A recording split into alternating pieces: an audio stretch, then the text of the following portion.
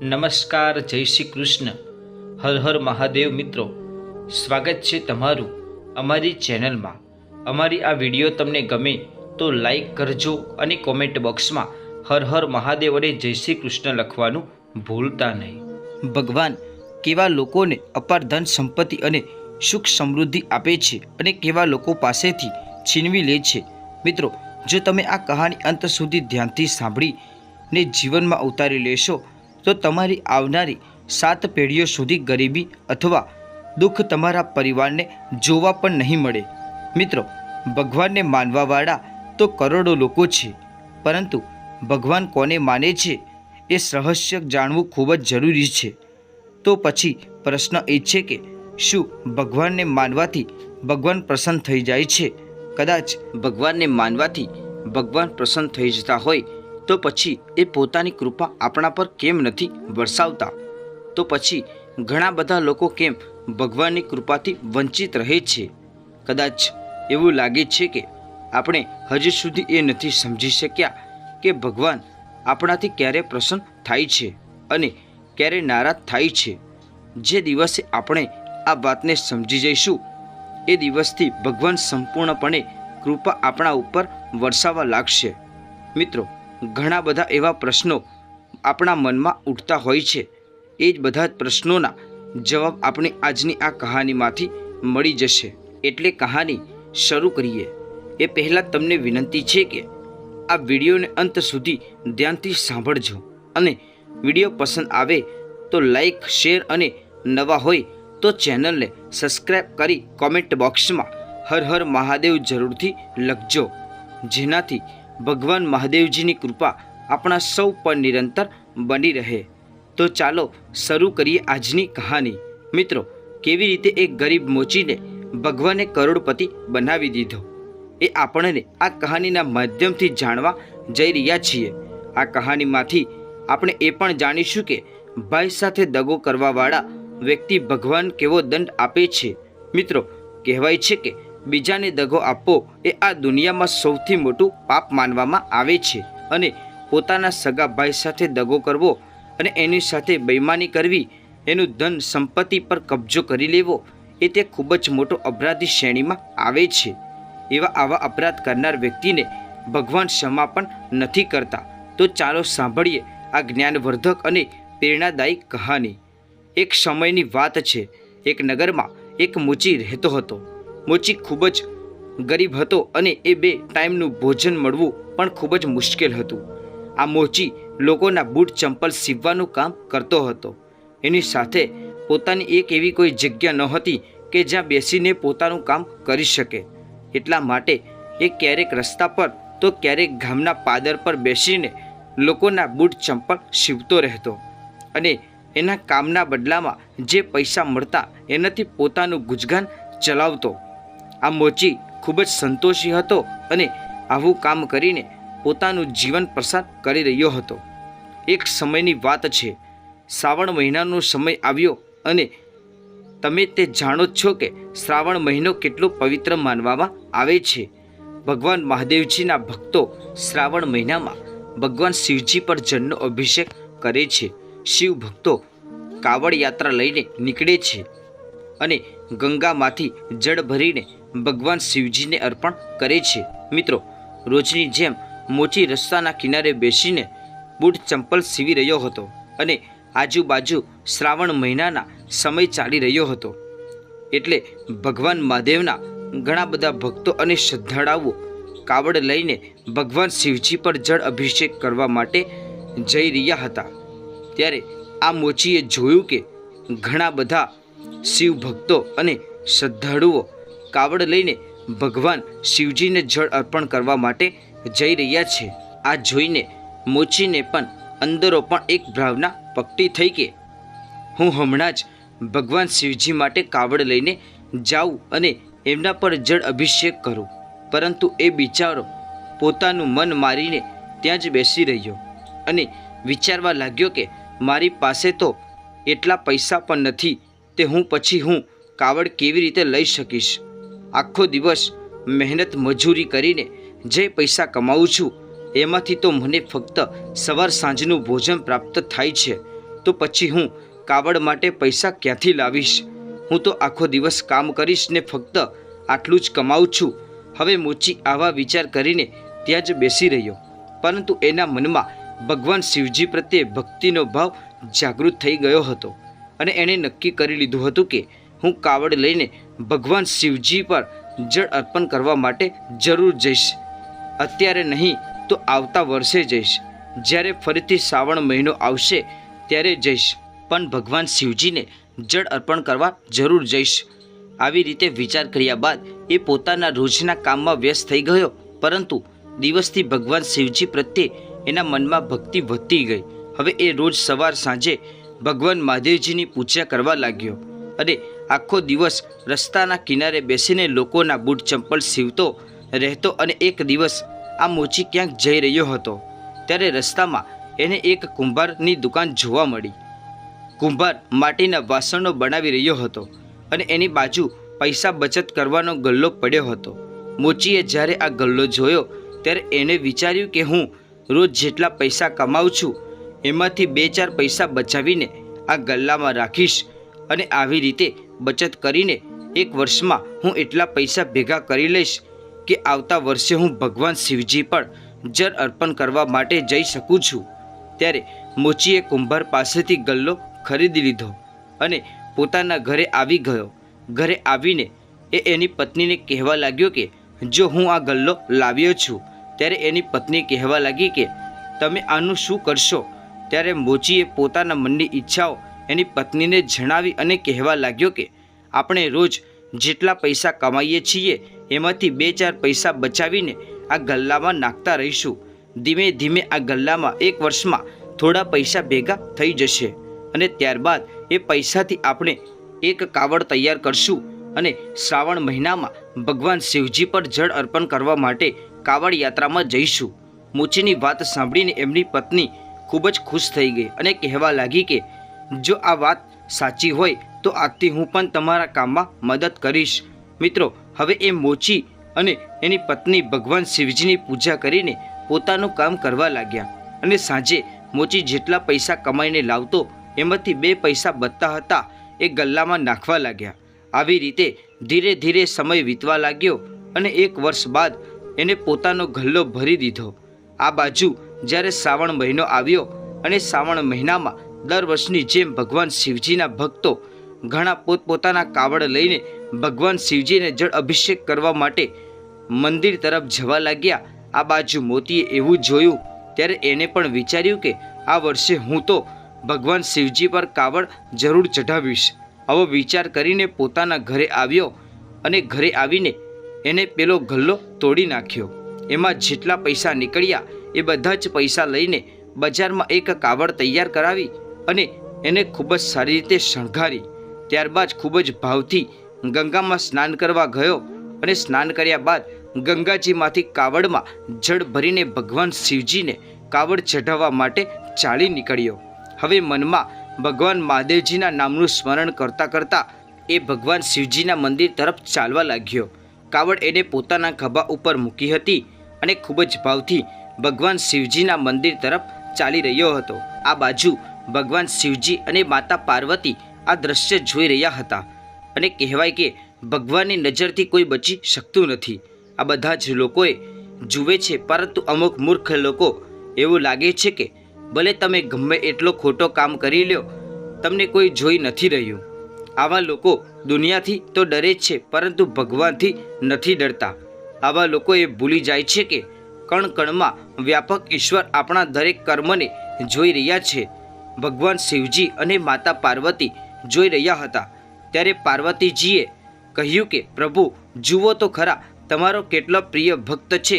એ 1 વર્ષથી આ દિવસ માટે પૈસા ભેગા કરી રહ્યા હતા અને આ 1 વર્ષ પછી પૈસા ભેગા કરી એને આ કાવડ તૈયાર કરી છે અને તમારા પર જળ અર્પણ કરવા માટે ખૂબ જ ભાવથી જઈ રહ્યા છે.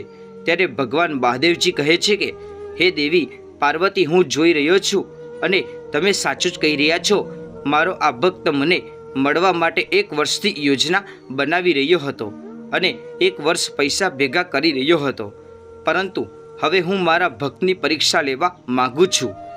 કે મારો આ સાચો ભક્ત છે કે ખોટો, એના મનમાં ખરેખર મારા માટે આસ્થા છે કે પછી ખોટે ખોટું જ મારું નામ લઈ રહ્યો છે. હું એ જોવા માગું છું કે એના દિલમાં હું વસ્યો છું કે નથી વસ્યો. ત્યારે માતા પાર્વતીજી ના પાડી અને એવું કહ્યું કે પ્રભુ, તમે આની પરીક્ષા ન લ્યો. આ બિચારો ગરીબ છે અને 1 વર્ષથી મહેનત કરી એને આ પૈસાની બચત કરી છે અને તમે પરીક્ષા કરી એને વધારે દુઃખ આપશો ના, અને કદાચ એ પરીક્ષામાં સફળ નહીં થાય તો એ ખૂબ જ દુઃખી થશે અને તમારા પર જળ અભિષેક કરવાની એની ઈચ્છા અધૂરી રહી જશે. ત્યારે ભગવાન મહાદેવજી કહેવા લાગ્યા કે હે દેવી, તમે ચિંતા કેમ કરો છો?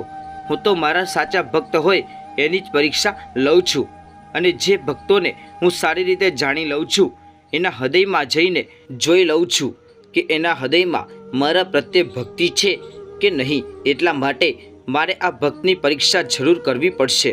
ત્યારે માતા પાર્વતીએ કહ્યું કે હે પ્રભુ, જેવી તમારી ઈચ્છા. આ બાજુ પેલો મોચી પોતાની મસ્તીમાં ભગવાન મહાદેવજીનું નામ સ્મરણ કરતાં કરતાં કાવડ લઈને ચાલી રહ્યો હતો.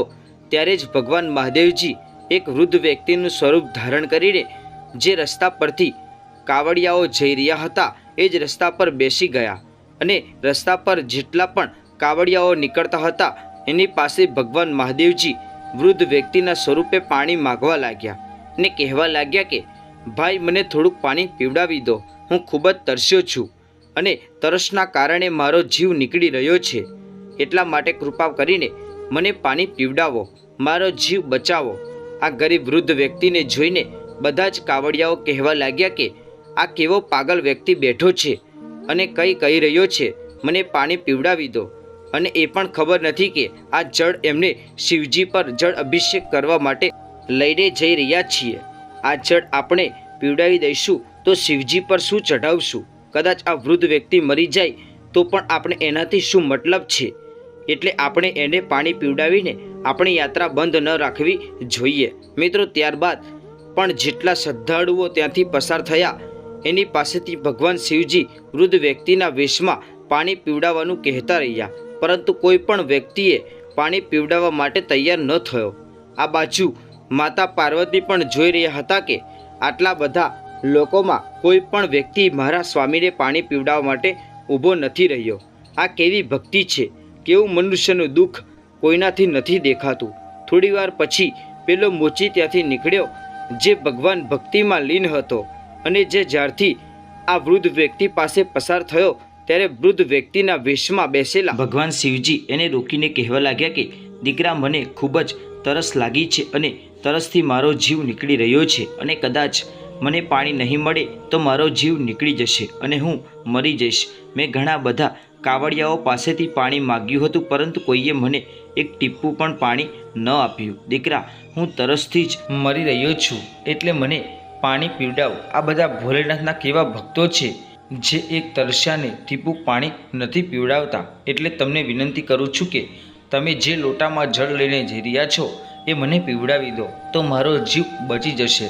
આ વૃદ્ધ વ્યક્તિની વાત સાંભળીને મોચી ત્યાં ઊભો રહી ગયો અને વૃદ્ધ વ્યક્તિને ખૂબ જ ધ્યાનથી જોવા લાગ્યો અને વિચારવા લાગ્યો કે આ વૃદ્ધ વ્યક્તિ ખૂબ જ તરસ્યા લાગે છે, એટલા માટે મારી પાસેથી પાણી માગી રહ્યા છે.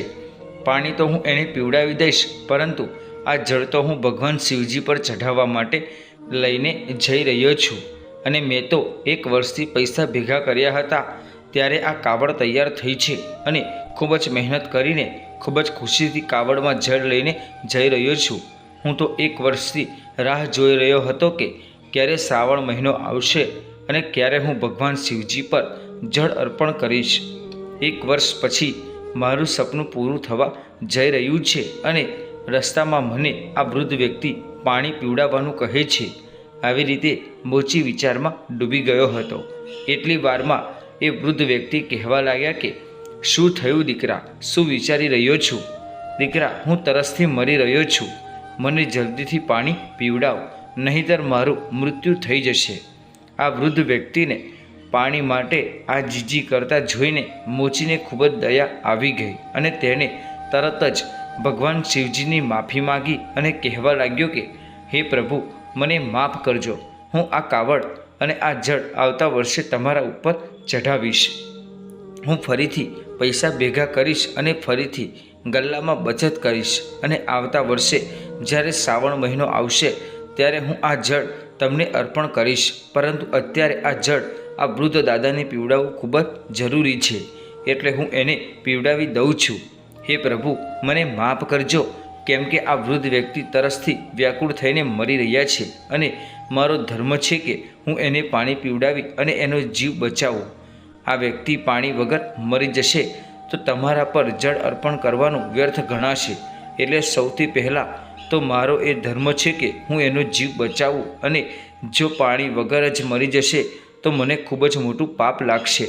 આવા વિચાર કરીને જળ પેલા વૃદ્ધ વ્યક્તિને પીવડાવી દીધું. મિત્રો, એ મોચીને ખબર નહોતી કે આ વૃદ્ધ વ્યક્તિ જ ભગવાન શિવજી છે, પરંતુ એને માનવ સેવા કરી અને માનવ સેવાને પોતાનો સૌથી મોટો ધર્મ સમજાવ્યો. હવે મોચીએ આ વૃદ્ધ વ્યક્તિને પાણી પીવડાવ્યું. ત્યાર પછી એ વૃદ્ધ વ્યક્તિ તરસથી છીપી ગઈ.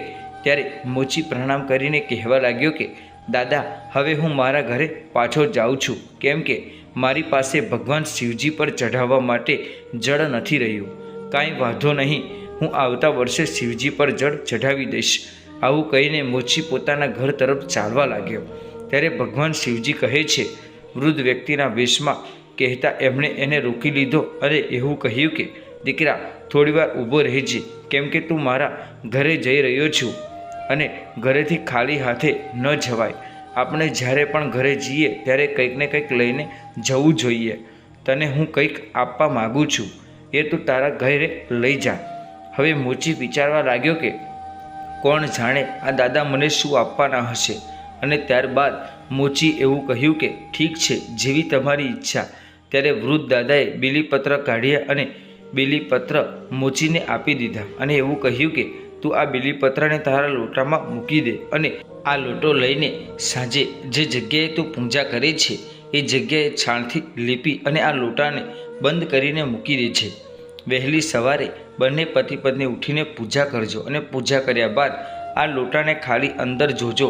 આવું કહીને ભગવાન શિવજીએ વૃદ્ધ વ્યક્તિના વેશમાં હતા એ ત્યાંથી જતા રહ્યા અને થોડે દૂર જઈને અંતર ધ્યાન થઈ ગયા. હવે મોચી ત્યાંથી પાછો પોતાના ઘરે આવી ગયો અને એને ઘરે જઈને એની પત્નીને બધી વાત જણાવી. ત્યારે એની પત્ની કહેવા લાગી કે કંઈ વાંધો નહીં, તમે આવતા વર્ષે ભગવાન શિવજીને જળ અર્પણ કરી દેજો. ત્યારે મોચી કહેવા લાગ્યો કે જે વૃદ્ધ દાદાએ મેં પાણી પીવડાવ્યું હતું એમને આ લોટો આપ્યો છે, એટલે તું આ જગ્યાએ છાણથી લીપી દે, ત્યારબાદ આપણે પૂજા કરીએ છીએ. અને એ વૃદ્ધ દાદાએ કહ્યું હતું કે આ જગ્યા પર તમે લોટાને બંધ કરીને મૂકી દેજો અને સવાર પૂજા કર્યા બાદ લોટાને ખોલીને અંદર જોજો. ત્યારે મોચી અને તેની પત્નીએ એ જગ્યા લીપી અને લોટાને બંધ કરીને ત્યાં મૂકી દીધો. સવાર થયું અને બંને પતિ પત્ની સ્નાન કરી ભગવાનની પૂજા કરવા બેસી ગયા. પૂજા કર્યા બાદ જ્યારે મોચીએ લોટો ખોલ્યો ત્યારે એણે જોયું કે લોટો સોના મહોરથી ભરેલો હતો.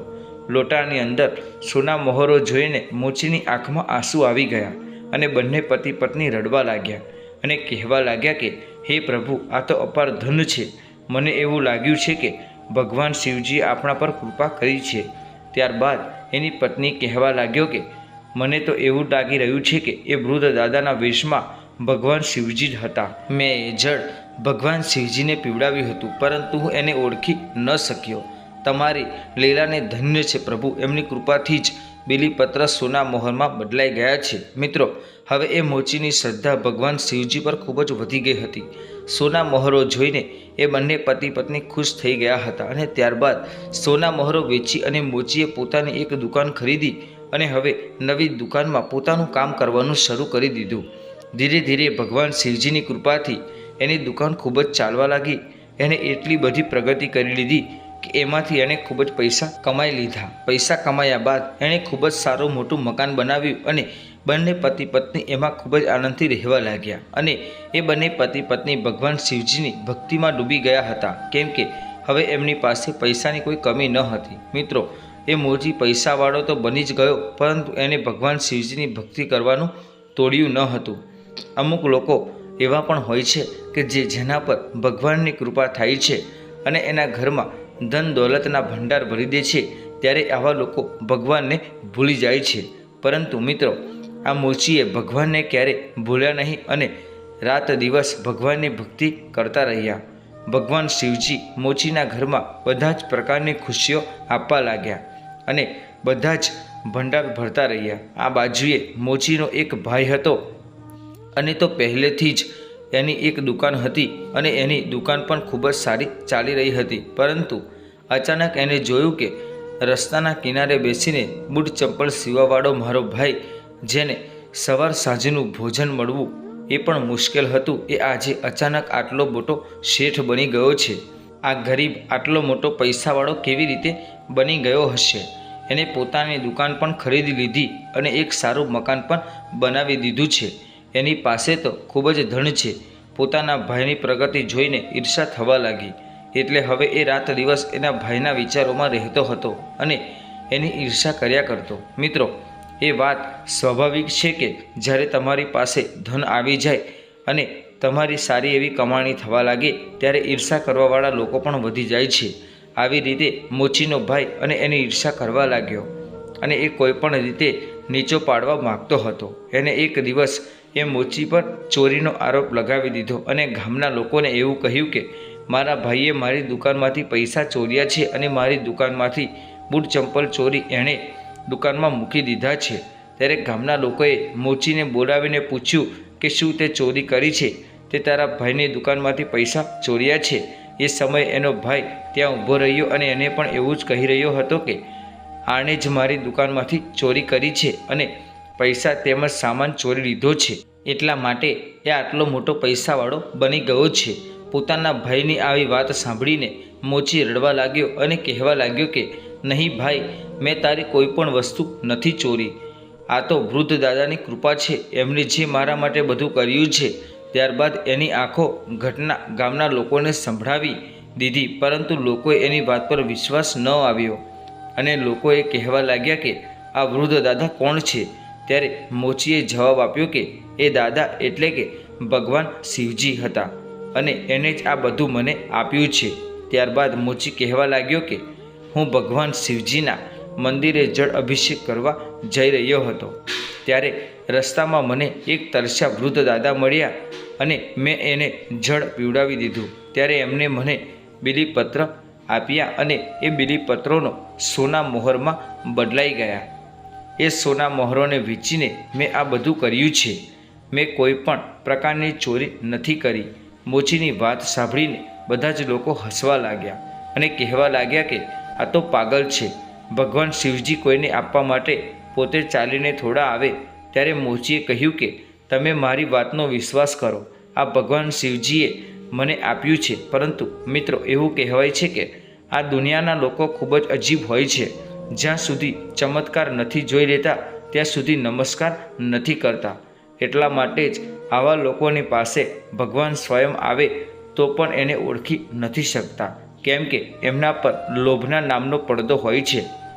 એવા લોકો લોભ લાલચમાં જ એટલા બધા ફસાયેલા હોય છે કે તેઓ ભગવાનને ઓળખી નથી શકતા. અને મિત્રો, આ વાત સાચી છે કે જે વ્યક્તિ પર લોભ લાલચ અને માયાનો પડદો લાગેલો હોય છે, માયાએ ઢાંકી દીધેલો હોય છે, એવા લોકોની સામે ભગવાન પોતાના અસલી રૂપમાં પણ આવી જાય તો પણ આવા લોકોને ભગવાન ઓળખી નથી શકાતા. ગામના લોકોએ એવું કહ્યું કે આપણને ખૂબ જ મૂર્ખ બનાવી રહ્યો છે. ભગવાન ખુદ આવીને કોઈને કંઈ આપતા નથી. ત્યારે મોચી ખૂબ જ રડવા લાગ્યો અને ભગવાન શિવજીને ફરિયાદ કરીને કહેવા લાગ્યો કે હે પ્રભુ, તમે આ શું કર્યું? તમે મને ધન તો આપી દીધું અને મને મળી પણ ગયું. આજે તમારી કૃપાથી મારી પાસે બધું જ આવી ગયું છે અને આ બધું જ તમે જ મને આપ્યું છે. પરંતુ આ લોકો મને ચોર સમજી રહ્યા છે. આ સમાજના લોકો મને ચોર બનાવી દીધો છે.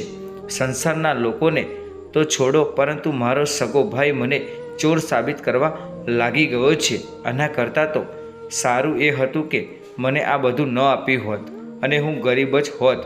કમસે કમ હું ચોર તો બન્યો જ ન હોત. આવી રીતે મોચી ભગવાન શિવજીને યાદ કરવા લાગ્યો અને ખૂબ જ રડવા લાગ્યો. ત્યારબાદ એના ભાઈએ કહ્યું કે જુઓ ભાઈ, આપણે આખા ગામની પંચાયત બેસાડીશું, કેમ કે આ વ્યક્તિ આવી રીતે નહીં માને. જ્યારે પંચાયત બોલાવવામાં આવશે ત્યારે એ પોતાનો ગુનો કબૂલ કરશે. બીજા દિવસે મોચીના ભાઈએ ગામની પંચાયત બોલાવી અને પંચાયતમાં મોચીના ભાઈને પૂછવામાં આવ્યું કે તમારા પૈસા કોણે ચોર્યા છે? ત્યારે એવું કહ્યું કે મારો ભાઈ ચોર છે અને એણે મારી દુકાનમાંથી બધો જ સામાન ચોરી લીધો છે. મારા પૈસા ચોરીને અમીર બની ગયો છે, એટલે મને મારા પૈસા પાછા આપી દો. આવું મારા ભાઈ નથી, પરંતુ ભાઈના નામ પર કલંક છે. મેં ક્યાં ખબર હતી કે એ આટલો મોટો ચોર છે, બધા જ પૈસા અને સામાન ચોરી લેશે. ત્યારબાદ પંચોએ મોચીને પૂછ્યું કે શું આ બધું સાચું છે કે તેના પૈસા ચોર્યા છે? ત્યારે મોચી રડતા રડતા હાથ જોડીને કહેવા લાગ્યું કે હે પરમેશ્વર, હું તમને પરમેશ્વર માનું છું અને હું સાચું જ કહું છું કે મેં એની દુકાનમાંથી પૈસા અને સામાન નથી ચોર્યા. મારા પર તો એ વૃદ્ધ દાદા એટલે કે ભગવાન શિવજીની કૃપા થઈ છે અને અમારી પાસે આજે જે કંઈ પણ છે એ બધું જ ભગવાન શિવજીએ આપ્યું છે. ત્યારે મોચીએ પંચોને પણ પોતાની સાથે બનેલી સમગ્ર ઘટના કહી સંભળાવી. છતાં પણ એ પંચોએ એના પર વિશ્વાસ ન આવ્યો અને પંચોએ ખૂબ જ ઠપકો આપ્યો અને કહેવા લાગ્યા કે હવે તું અમને પાગલ બનાવવા માગી રહ્યો છે. અરે ભગવાન શિવજી સ્વયં આવીને કોઈને કંઈ ન આપે, તું ખોટું બોલી રહ્યો છે. ત્યારે એ મોચીએ કહ્યું કે હું સાચું જ કહું છું, મને આ ધન ભગવાન શિવજીએ આપ્યું છે. પરંતુ મિત્રો, પંચોએ પણ એની વાત પર વિશ્વાસ ન આવ્યો. હવે મોચી ખૂબ જ દુઃખી થઈ રહ્યો હતો અને ભગવાન શિવજીને યાદ કરીને રડવા લાગ્યો કે હે પ્રભુ, આ તમારી કેવી લીલા છે. આજે હું કેવો ફસાઈ ગયો છું. મારા ભાઈએ મને ફસાવી દીધો છે. હે પ્રભુ, હવે તો હું ચોર બની ગયો છું. પ્રભુ, હવે તમે જ મારી રક્ષા કરો. તમે જ મને આ કલંકમાંથી બહાર કાઢી શકો એમ છો. મોચી રડતા રડતા ભગવાન શિવજીને યાદ કરી રહ્યો હતો. ત્યારે અચાનક જ એવું બન્યું કે ભગવાન શિવજી ત્યાં પ્રગટ થઈ ગયા અને ક્રોધમાં આવીને કહેવા લાગ્યા કે હે દુષ્ટ, આ લોકો તમે મારા નિર્દોષ ભક્તને કેમ પરેશાન કરી રહ્યા છો? એણે કોઈનું કંઈ નથી ચોર્યું અને જે કંઈ પણ આપ્યું છે એ મેં એને આપ્યું છે. મિત્રો, જ્યારે ભગવાન શિવજીએ ગામના બધા જ લોકોને જોયા ત્યારે બધા જ લોકો એના ચરણમાં દંડવત કરવા લાગ્યા અને એની માફી માગવા લાગ્યા. હે પ્રભુ, અમને માફ કરી દો, અમારાથી ખૂબ જ મોટી ભૂલ થઈ ગઈ છે. ત્યારે ભગવાન શિવજીએ કહ્યું કે આ મોચીના ભાઈને એની પ્રગતિની ઈર્ષા થઈ રહી છે, એટલા માટે જ એને એના ભાઈ પર ચોરીનો ખોટો આરોપ લગાવ્યો છે. સૌથી મોટો ચોર અને સૌથી મોટો દુષ્ટ અને સૌથી મોટો સ્વાર્થી તો એનો ભાઈ છે. તમે જરા વિચાર તો કરો કે જ્યારે મારો ભક્ત ગરીબ હતો અને રસ્તા પર બેસીને બૂટ ચંપલ સીવતો હતો, એના નસીબમાં 2 સમયનું ભોજન મળવું પણ મુશ્કેલ હતું, ત્યારે આટલા બધા પૈસાવાળા હોવા છતાં પણ એના ભાઈએ એને ક્યારેય મદદ ન કરી અને એણે ક્યારેય પોતાનું એવું પણ ન પૂછ્યું કે તને શું દુઃખ છે. અને જ્યારે મેં એને ધન અને સુખ આપ્યું ત્યારે એના ભાઈ પર ચોરીનો આરોપ લગાવી રહ્યો છે. સૌથી મોટો દુષ્ટો એનો ભાઈ છે. મારો ભક્ત ક્યારે ચોર ન બની શકે.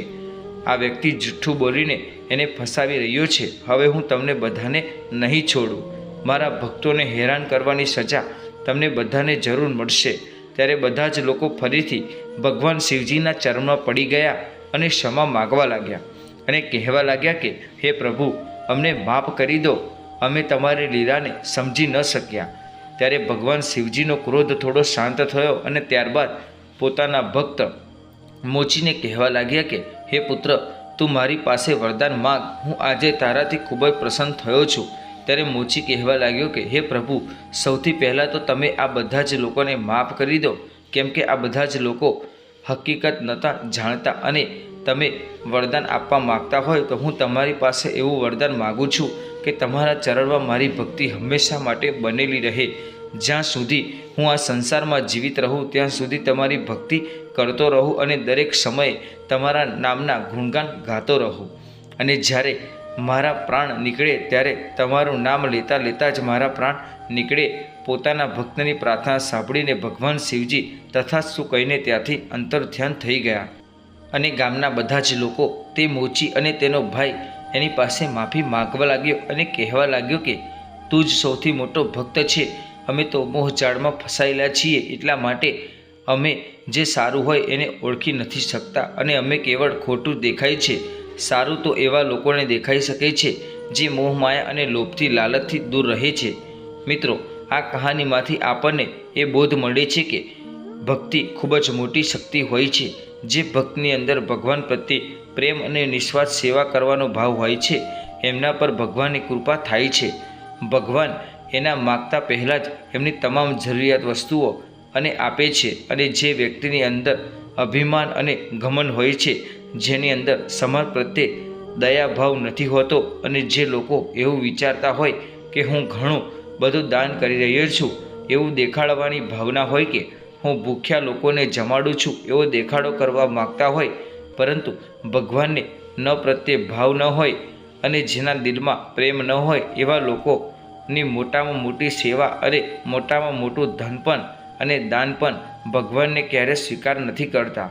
ભગવાન એવા લોકોથી જ પ્રસન્ન રહે છે જે બધા જીવો પ્રત્યે દયાભાવ રાખે છે, જેના હૃદયમાં દરેક જીવ પ્રત્યે કઠોરતા અને દયાની ભાવના નથી હોતી। એવા લોકો રાત દિવસ ભગવાનના મંદિરમાં બેઠા રહે છતાં પણ ભગવાનની એની પ્રાર્થના સાંભળતા નથી। ભગવાનને પ્રસન્ન કરવાનો અર્થ એ છે કે બધા જ જીવ જંતુ પ્રત્યે દયાભાવ રાખવો, કોઈ ભૂખ્યા તરસ્યા ગરીબ અને રોગીની મદદ કરવી અને બની શકે એટલી એની સેવા કરવી। તો મિત્રો, આજની આ કહાની તમને કેવી લાગી અવશ્ય કોમેન્ટ કરી જણાવજો। અને વિડીયો પસંદ આવ્યો હોય તો વિડીયોને લાઈક કરજો અને બધા મિત્રો સાથે શેર કરજો। અને હજુ સુધી જો અમારી ચેનલને તમે સબસ્ક્રાઈબ ન કરી હોય તો અત્યારે સબસ્ક્રાઈબ કરી લેજો। ફરી મળીશું એક નવા વિડીયો સાથે।